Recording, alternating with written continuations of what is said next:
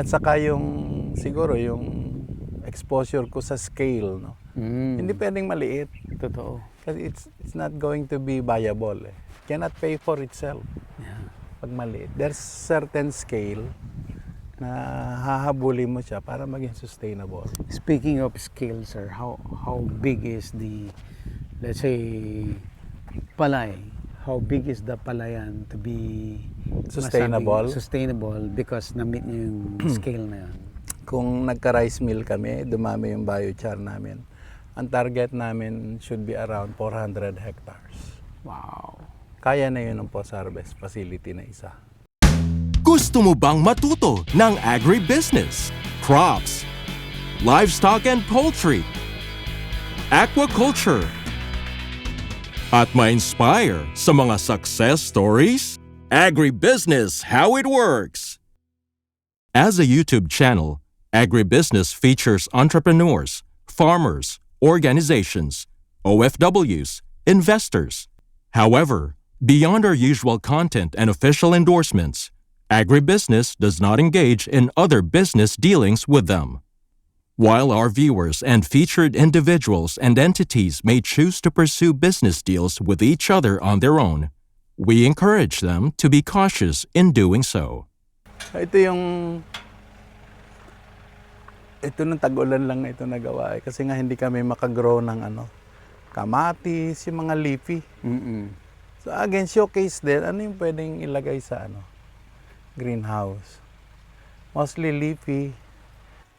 Lusog ng talong. Yung galing sa taas. Compost. Sabi ng mga agriculturists, pag nilagyan mo ng compost dire-diretso, 5 years yung total niya, regeneration. Yung balik dun sa dating 5 years. 5 years daw Saka wala na rin yung chemical. Kaya yung rice namin, hindi namin binibenta as organic rice pa. Kasi i-challenge pa yan Hindi, wala pa kayong 5 years. Matamis kaya ito, Ella? Parang may melon. Melon. Melon po. Melon ito? So may hinog dito? Apo. Tinha. May May isang nakuha. Pinadala ko sa... Melon ba ito? Parang variety din po ng melon. Yung honeydew. Tapos yung mga may mga maliliit na grupo gusto nila mag-aral. Hindi man nila ma-afford yung medyo mahal kasi doon Dito namin sila pinapatira. Sa bahay kubo. Pero naka-aircon din siya. Modern. Oo, tapos may sariling kitchen. Sariling kitchen doon, may sariling bathroom. Hiwalay lang yung bathroom. Parang maganda rin. ganda rin. Bahay kubo. Parang mini enclave. Ayan, tapos para sa baba, pwede silang social area nila. Tapos tanong mo yung ilog, sir, dito? Diyan, may daan dyan. May daan din dito, papuntang ilog. Pababa. Bago to, sir? Bago ito. Wala ito nung huling punta mo. Isa to sa mga na-add sa kayan, greenhouse. Kasi may mga request yung iba na gusto nila sila-sila lang, hindi mahal. Lalo na yung mga mga bata pa. Mga young pro. Young pro. Students. Oo. So ginawa namin to. Tuwan-tuwa naman sila kasi sila-sila lang dito Wala naman mga sila grupo-grupo. Masasaya mga estudyante. oo. Pero nung Maganda, hindi siya, social pa rin siya social pa rin. Social pa rin siya. Instagrammable pa rin. Sabi ng mga bata, Ang bagay sa kanila yan. Oo. And then they can cook. Complete naman yung kitchen So practical yung babayaran nila. Ito lang. Yun naman, nakita nyo na yun last year. Yun pa rin naman, gulayan pa rin. Nakacycle siya. Pag tinatanong ako nung mga tao, ano ang tanim nyo dyan? Pag kinanta mo yung bahay ko, butatamaan mo yung iba dyan. May talo, may palaya. Ito for development dito, sir. For development. Rice field din? Hindi na siguro. Baka kasi parang nagiging popular na to ng mga seminar Kulang kami ng facilities. Facility. Tapos yun yung bakahan, dinidevelop pa. Takes Yung time backyard? eh. Takes time to to develop talaga. Pero still, mabilis ka pa rin, sir. Kasi alam mo yung mga tao namin, mga 30 yan na laborer na Okay. ayaw magpa-regular. Oh. We have to hold them. Nandun pa sila sa baba, nagre-repair pa ng mga building. May 2 building So pa sila. tuloy-tuloy may trabaho. Pag wala na sila ginagawa doon, inaakyat Akyat namin mo dito. dito para tapusin yung mga nakaplano. Kasi pag pinakawalan mo yon, pupunta sa Manila, saan makahanap ng trabaho. Ang hirap nang i-gather ulit. So pag dito lang sila, madali yung development. Saka gamay din na rin nila. Gamay na rin. Gamay na rin yung trabaho dito. Yung iba dyan, halos 10 years na dito eh. At ba tayo nyo mag-regular? Sir, kasi pag gusto namin mag-day off, mag-leave, may mga personal hindi raw pwede mag-regular ka. Totoo rin naman. Kasi iba rin sa kanila, nagsasaka pa eh. Oh, may sariling palayan Oo. din. Maraming Yung iba dyan, daily, yung iba contract. Mm. Mas gusto ng iba pag contract eh. Iba daily. So ang gagawin ng engineer namin, bibigay yung plano. Imo-monitor niya. Yun yung aming contribution dito sa local agri. Pati magamit yung mga lupa ng mga farmers sa baba Mm. na we ship into natural farming kasi pwede naman sa makakatipid. Napatunayan naman namin na mas tataas ang kita. Kasi it's always economy driven No? You have to incentivize. Kung mas mahirap mag-organic tapos mababa pa presyo, walang gagawa. Advantage yan, sir, ng exposure mo yan from the corporate. Yeah. Yung mga decision making Yeah. mo. Oo. At saka siguro yung exposure ko sa scale, no? Mm. Hindi pwedeng maliit. Totoo. Kasi it's not going to be viable. Cannot pay for itself Yeah. pag maliit. There's certain scale na hahabulin mo siya para maging sustainable. Speaking of scale, sir, how big is the, let's say, palay? How big is the palayan to be Sustainable? Sustainable because na-meet niyo yung scale na yan. Kung nagka-rice mill kami, dumami yung biochar namin. Ang target namin should be around 400 hectares. Wow. Kaya na yun ng post-harvest facility na isa. Kahit mag-tree croppings pa yan ng rice and corn, kaya na yun. Kaya na. Oo. Kasi ma-absorb na namin yung product Sa amin kaya nga yung market mo depende rin sa scale So hindi na kami bibili ng feed sa labas. Mm-mm. Yung palay namin, rice namin, pwede namin i-tie up na sa malalaking buyer yan. Hindi namin ma-tie up kasi konti, tapos seasonal, wala makiki-tie up. Kailangan kasi na rin nila ng All year round. all year round, regular. Regular. Ibibigay mo sa kanila. Yung specs, maayos. Yeah. Hindi mo makontrol yung specs kung wala kang good post-harvest facility. Exactly. Kasi it will not give you good rice kung pangit yung palay na pinasok mo, di ba? Parang gano'n. So we have to control those variables. Kasi hindi nang tatanay sa'yo ng buyer Patingin nga ng bigas mo. Sabi, uy, sabihin nila, broken. 30% broken. Hindi namin pwede ipakain to. So, ganon.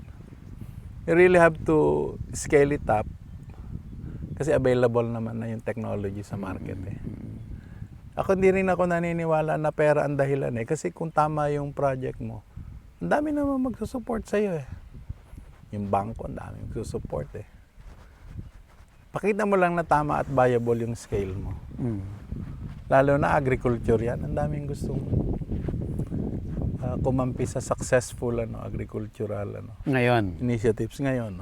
Dati Wala. Hindi, Pinasikat ba dami nang kumakausap sa amin, lalo na si BPI. May na rin sila agri. Oo. Gusto nila i-finance yung aming feed mill Saka yung expansion namin sa sa breeder. Kasi ngayon, ang level namin 200,000 plus pa lang na breeder. Gusto namin sana. Dahil ka na, sir? Anong tawag mo doon? Yung nag-solo ko na, anong tawag mo doon? Commercial. Commercial, okay. Oo. Ilang clients ang mini-maintain mo? May 3 kaming malalaki. Okay. Pwede ko naman sabihin si C-Joy, Okay. na supplier ng mga Jollibee. fast food o Jollibee. Tapos si Mantrade na malaking breed, rito, sa Tarlac na malaking hatchery. Okay. Tapos isang malaking commercial, live na nagla-live. Siya yung mga nasa palengke. Oo. Sa kanila pa lang, almost 20 million na yung nila. Ubus na yung production mo. Ang forecast namin, 26 lang. Pero hindi mo pwede i-commit yun. Ay, paano kung di mangitlog? Di ba? Wow. So, kung may scale ka, makikiconnect sa iyo yung mga So, malalaki. Kung gusto mong mag-entertain ng more clients, you have need to expand. You have to expand. Pero as it is, it's already a big business, sir. It's Diba? already a big business. Malaki. When you talk of expenditures, by the hundreds of millions. No? Kasi ang mahal ng feeds, yung 250,000 bags mo in one cycle, Oh. that's around 300 million na feeds Wow. pa lang. Wow. Pero siyempre, may revenue ka rin na pambayad. Oo. Pero kung nagawa nyo yon na sarili nyong production ng corn, Yeah, bababa. gaano kalaki ibababa nun? Sa estimate Ilang percent? namin, at least 25 million pesos. At 25 million. That's translate to additional income, sir. Yeah, cost management yan ha, cost management. Pero yun nga natulungan mo yung farmers. Yes. Saka na-increase mo yung quality ng corn mo. At sila, magtatanim sila because andyan There is a yung buyer. siguradong buyer Yes, na yes. magmamalasakit sa kanila. Yes. Hindi yung binabarat na dadating, mawawala. Oo. Hindi naman naalis to laki investment ito Yung local economy mo, na-steer mo ba siya? Yeah. Nagkakaroon ng buying power yung mga farmers, diba? So, tumataas din yung demand nila. Galing. Yun yung gusto ko ipakita sa mga businessmen kasi ang daming mas malalaki pa sa amin Na sana, Hindi nila ginagawa. sundan nila yung ganong just connect the dots, especially yung papunta sa community. Pwede mo pa nga i-claim yan na na corporate social responsibility Yes. mo, di ba? Pwede mo i-claim din yan na environmental, taya mo sa environment, and so many things. No? It will be good for the image of your business. At the same time, you earn. Diba? Kaya kaya nga hindi ako nahihiyan sabihin sa mga yung mga ibang bisita. Sabi ko, ako farmer, but I can drive a Land Cruiser. So mag-farming na kayo. Farming na kayo. Hindi siya rocket science. So you just have to put your heart into it. O pwede rin shopper, sir, no? Medyo mataas na yun. Pero pwede. Pwede. Yung iba mo nga na-interview, Diyos ko, sobrang yayaman nun. Yung iba na-interview mo. Sobrang yayaman ng mga yun. Sabi ko, wala tayo sa kalingkingan niya. Can you imagine if those people, medyo i-connect nila yung dot papunta sa community and environment. Ang laking bagay Ang laking bagay. Yung batas natin on organic agriculture. Magkakaroon ng kakaroon ng movement. Silipin na lang natin yung baka, tapos Sige, sir. mag-check-in, mag-lunch, tapos baba tayo dun sa Sige po. sa palayan sa baba. Sige po. Para maganda rin kasing marinig nyo yung iba sinasabi ng mga tao sa yung gumamit ng ng organic farming. No? Para yung agriculturist yun Yung isa sa education. Si Ella. Ito si Jomar, yung aming main technician. Si Jomar ang main. Main technician sa rice and corn. Agriculturist din siya. Kasi nagsusupervise paggawa ng fertilizer, saka yung mga inputs, yung mga ginagamit sa Sir, paano ka nakakakuha o nakaka-build ng mga tao na mahuhusay?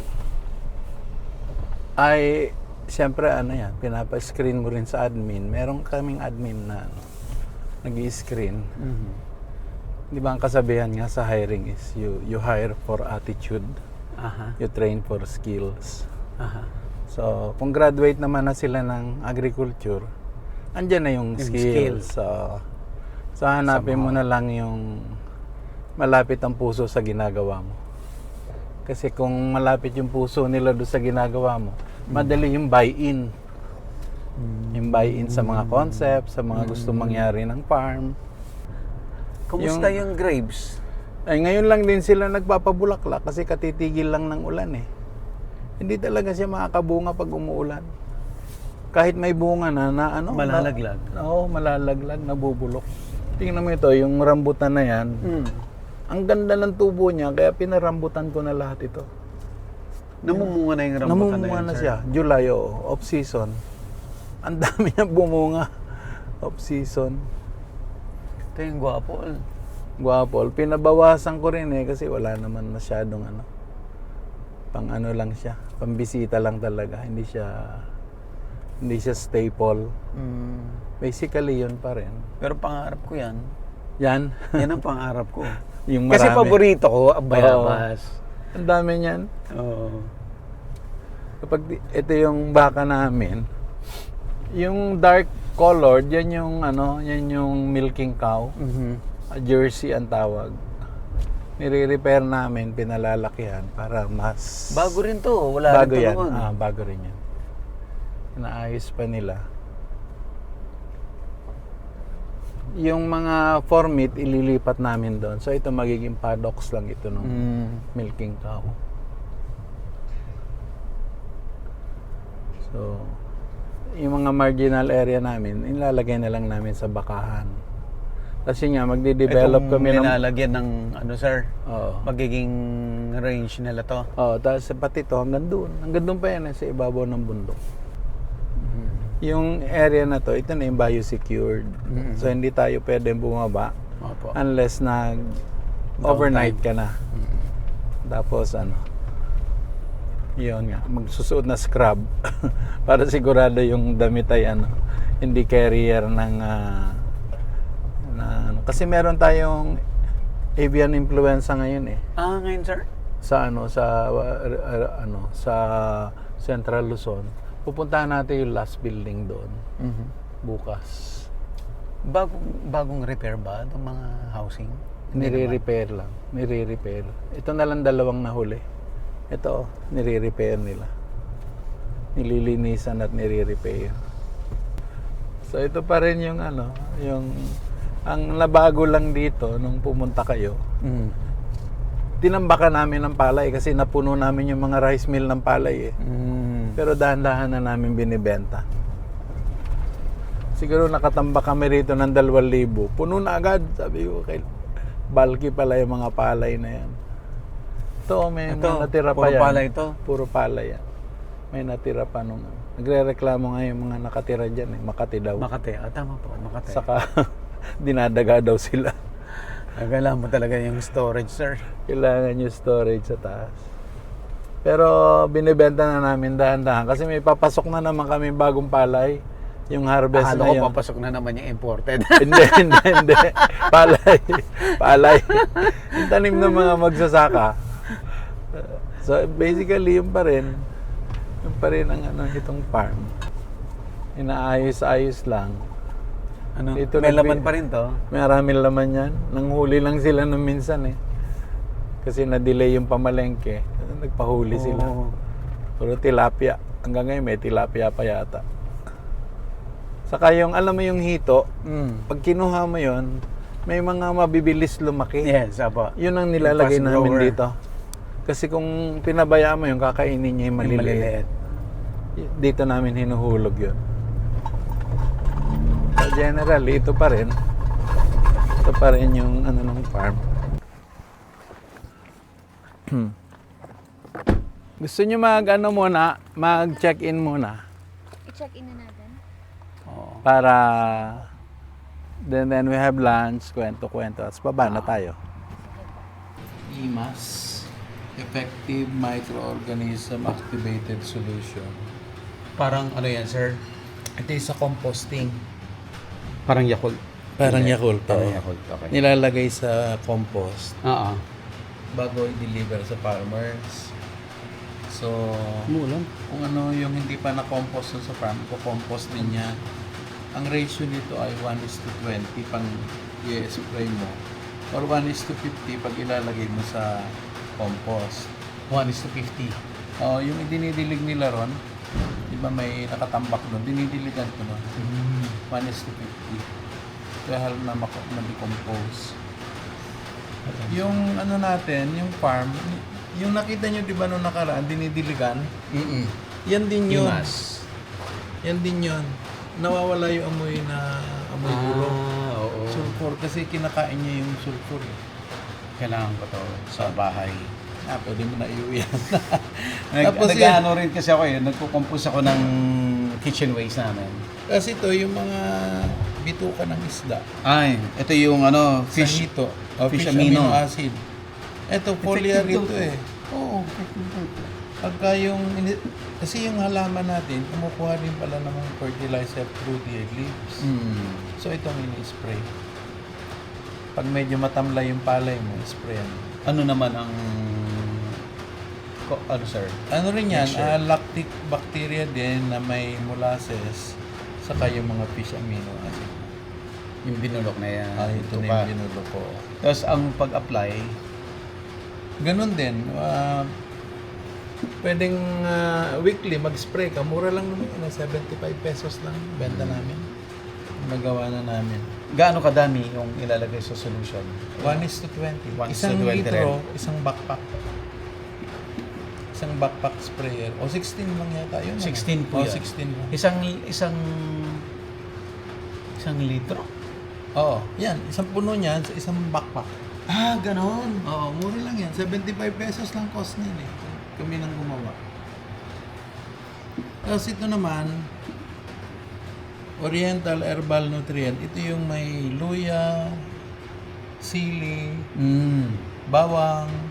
Ito naman, kung hindi available yung yung liquid smoke. Ito. Oh. Maalis din ang ibon dito kasi nag-aamoy paksiw naman yung palayan. Maalis din yung ibon. Ang Yan, paggamit, sir? Ganun din. 1 liter is to 1 backpack. 1 backpack, 1 liter. So pwedeng, pwedeng weekly ka mag-spray kasi mura lang naman eh. Magkano naman po ito? Ganun din, 75 pesos lang. Benta namin. Kasi pag bibili mo yung laboratory produce niyan, mahal. Yung mga branded na mahal. Samantalang, pwede lang palang gawin yan. Madali lang gawin. Ano pa ba yan? FPJ. Yan naman FPJ. foliar din yan. Kaparehas ng Fermented fruit juice. fish amino acid. Ah, parehas sila ng effect, sir? Parehas sila ng effect. Foliar din yan. So, pwede yan sa vegetable, sa palay. Ganun din. Ganun din. 1 is to 10 dun sa sprayer. FPJ din to. FPJ. Plant naman to. Yung isa kanina, fruit. Yung isa kanina ay fish amino. Yung isa pure na lang, IMAS. Fruit. Effective microorganism activated. Plant. Gamar. And finally, ito yung smoke. Yan yung liquid smoke. Liquid Pinakita smoke. natin Ito yung kanina. Pinunta natin kanina. Ganon din yan. 1 is to 1 backpack. Magiging amoy usok naman yung Walang expiration, sir. Wala expiration niya. Saka walang overdose yan eh. Walang overdose. Tama. Kahit pag masipag ka, kahit every other day mag-spray ka. Mura lang naman siya. Gano'n rin kalaki ang production ng mga to, sir? Drum din yan. Kasi kung yung isang farmer, umuubos siya ng almost siguro kung 1 liter a week per hectare, compute mo yun, mga 16 liters na. So kung may 100 hectares ka, yun yung Tama rin. Oo, pero iba-iba yun. Yung beginning niyan, yung yung pang-compost. Kasi siyempre, pag binungkal nila yun, marami pang decompose, for decomposition nila. Pag in-spray mo yan, mahihaisen yung decomposition. Gano'n kabilis yung decomposition, sir? 12 days. Ganun lang sa land prep. Sa land prep. Ang dahilan, kasi pag hindi pa na-decompose, hindi may mga pa ron, acid, yung product ng decomposition. Yung IMAS, yung parang Yakult ng lupa. ibibilis yun. Mm. Maraming kwento yung mga magsasaka dati raw makalawang, dati may amoy yung tubig nila. Pag nilagyan mo Tatanggal yan, yan. tatanggal. Lumilinaw pati yung tubig. So parang gusto nung halaman yun. Diba? Parang, yun yung ano natin. Yun yung pinamimigay namin. So parang part na rin ng service namin. Madali lang naman gawin. Bulang kami na. Kami na rin bumibili ng molasses. Molasses ang main component eh. Lahat nito. Oo. May molasses siya. Molasses yun eh. Yun ang main component na, yun ang pinagpaparami. Butit hindi ka nahihirapan maghanap ng molasses. Online ang dami. Online. Marami. Ang dami. Oo. Daming molasses. Kain tayo. Kain po tayo. Halika Ella. Saka si Zenia. Kasama namin dito. Ayan o, pinagawa ka nila ng Ayun, yung bayabas. narinig na favorite. Kain tayo. Tara. Lunch tayo. Oh, narinig din nila yung masarap na pritong hito. Galing sa garden. Galing sa garden. Ito ang totoong farm to table. Ito sinigang sa ubas. Ay, ulo. Pinansisigang lang namin ubas. Ano yan? Mulberries. Mulberry. Marami pala tayong mulberry. Opo. Masarap din yung sinigang na na grapes. Totoo. Sir, lately nasa Taiwan kami ni Sofia. Oo nga, nakita ko yung ano yan. Ang ganda ng rice farming nila, sir. Kaya nga. Ibang-iba. Dito sa atin, di ba, ang nagbebenta, seeds. Oo. Walang nagbebenta ng seeds doon. Oo. Seedlings. Itatanim na lang. Itatanim mo na lang. Itatransplant. So may transplanter. May transplanter. Yung farm owner, Oo. tatawag na lang siya ng transplanter, itatransplant niya. Tapos, i-order lang niya yung seeds niya, ita-timing ng seedling producer yung time na magtatanim siya. Seedling ang darating, hindi seeds. Tapos yung gobyerno, namimigay ng seed, yung foundation seed. Oo. Foundation seed ang bibigay ng gobyerno para itanim nung seedling grower. Pararamihin niya yon. Then sa kanya ngayon, yun yung itatanim niya na seedling na ibebenta sa farmer. Walang nagtitinda ng buto na certified, wala. Certified yung i-grow ni seedling grower. Nakakailang tan sila per hectare? Malayo, sir, sa atin. Talaga? Hindi ko matandaan yung figure, pero malayo. Tapos, sir, di ba ang farmer doon, malilit din yung lupa. Di ba? Pag ang farmer may 1 hectare, malaki yun sa kanila. Pero bakit nagagawa nila na lahat? Kasi may miller. Si miller ang nagsasabi parang contract growing sa buong community. Oo. Si milling. Siya magsasabi, ito yung variety na itatanim. Then si farmer, yun ang i-order niya kay seedling grower. Galing, no? Yun lang itatanim nila. Synchronize lahat sila. So yung, di ba sa atin, ang milling, yung magkakalapit na variety, pagsasama-samahin niya, as one bigas, di ba? Long grain lang lahat yun. Sila, specific variety lang. Yun lang ang i-mill ni milling. Walang trader. Kasi si milling na ang buyer, siya na nagpapatanim. Siya na lahat. Ang farmer nga doon, walang pwedeng ang farmer hindi nakikilos. Itatawag lang niya na transplanter, pati mga pag-spray. Tinatawag na lang, darating na yung taong gagawa. Ang galing. Baka eventually papunta na rin tayo dun eh. Kasi gano'n na rin yung ginagawa nila eh. Sila na rin yung nagtatanim. Merong team na magtuturo paano magpunla. Pupunla nila sa palayan mo kasi para pag dating ng time na magtatanim ka, darating na lang sila with the transplant. Bahala na sila. Parang gano'n. May isang gumagawa yan na picture ko si Kaonyo sa Bulacan. Sa San Nakita ko Rafael. yun, yung naggaganon sila sa Oo. I think nasa 200 hectares yung ano niya. Talaga? Tinatamnan niya. Wow.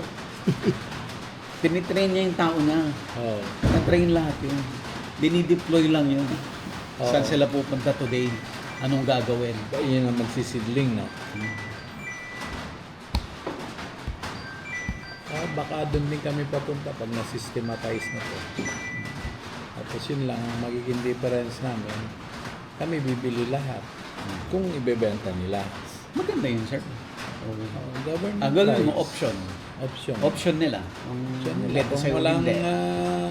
kung wala sila mapagbentahan, bibili namin government price. So, tapos yun, hindi lahat ng ways na pwede namin ma-process, gamitin nila. Sila ang priority kasi maraming bumibili rin naman eh. Ilang namin kaya talaga mag-produce ng tonalada. Papagawa rin kami ng mga silo sa taas eh para sa imbakan. Proper na imbakan. Magtatagal eh. Magtatagal yung... Pag hindi naka-silo, wala. Hindi mo ma-maintain yung quality ng grain. Siyempre, pag nag-corn ka, kailangan mo rin ng silo. Pag sabi yung silo, parang 1 taon yata, sir. Pwede mong i-hold yung grain mo. Kaya. Pero ang ano doon, hindi mo naman aabutin yung 1 year kasi siguradong nabenta mo na yan eh.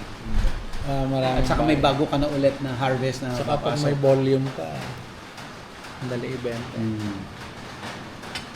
Ilan ang kailangan mo? 500 bags a month. Isang client. Malaki na yun. Yung sa rice. Pero hindi kalakihan trader yun. Malit lang yun. Maliit lang na trader yun. Yung 500 bags. Yung mga, ano nga, yung mga Jollibee. Malalaki yan. Pero ang pangit ng rice nila, sir. Pangit talaga. Ang pangit ng rice nila. Pangit talaga. Sa Taiwan, kumain ka sa karinderya, yung karinderya type, napakasarap ng kanin. Kaibigan. Napakasarap ng Ang kanin. kaibigan ako dito siya bumibili ng rice. Yung ganyang rice. Sabi niya, mas okay ako nun sa diabetes ko eh. Oh. Eh ngayon, kain na ako ng kain ng rice kaya tumas na.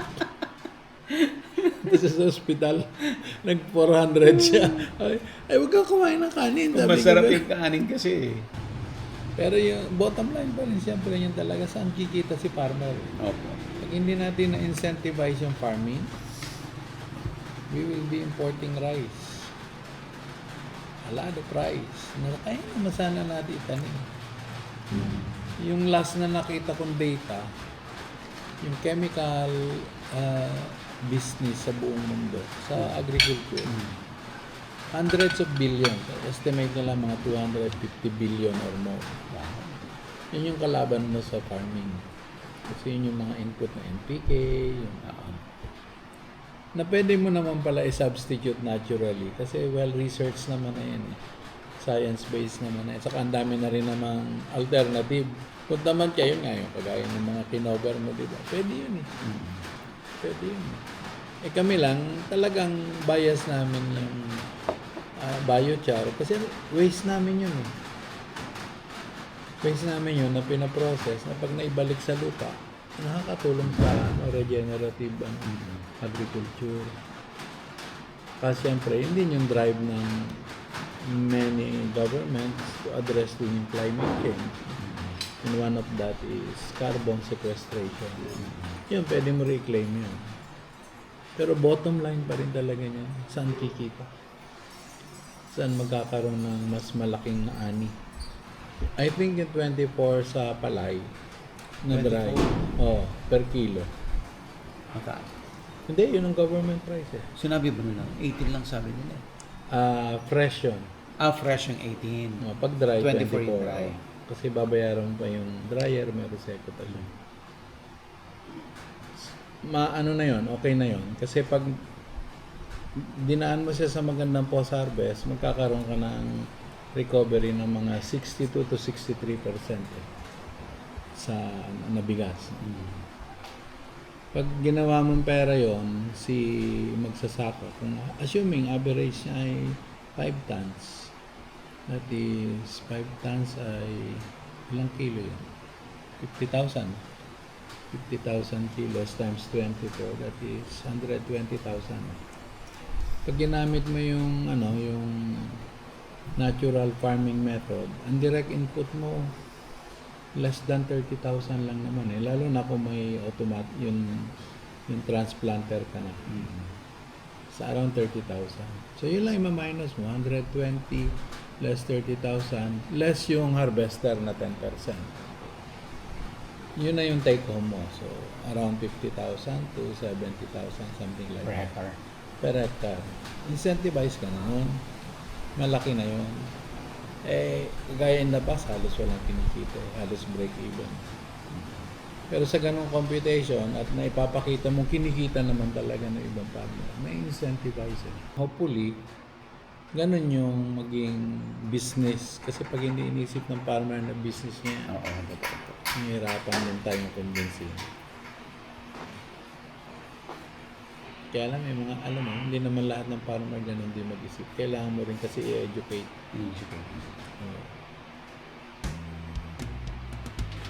Sarapan yung leche plan, ha? Agribusiness, how it works.